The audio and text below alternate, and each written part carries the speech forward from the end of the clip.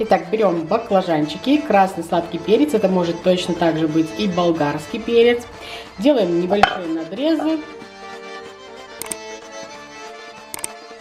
И отправляем в духовку запекаться. Итак, все, овощи запеклись. Где-то 30 минут у меня ушло на температуре 200 градусов. Сейчас вот так вот аккуратненько берем сверху и вниз.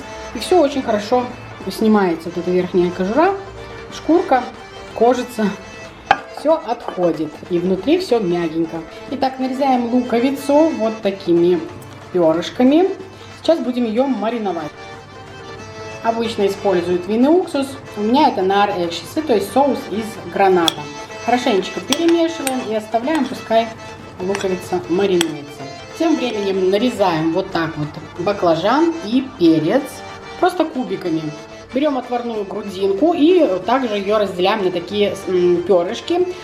Очень вкусно, если у вас грудинка еще и копченая. У меня это просто отварная. Дальше нарезаем мелко кинзу или петрушку, чесночок пару зубчиков. Все добавляем сейчас сюда в салатик.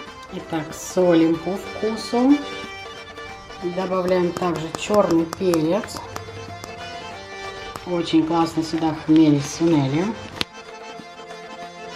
Заправляем бальзамическим уксусом, можно лимончик, можно даже оливковое масло, как вам больше нравится. Все перемешиваем. Аромат. Все, друзья, все готово. Очень вкусный, простой, быстрый салат. Просто невероятно. На самом деле за уши не оттянешь. Так что обязательно готовьте, я уверена, вам понравится. Тем более скоро уже сезон баклажанов. Все, на этом заканчиваю. Приятного аппетита, будьте здоровы и счастливы. Пока-пока.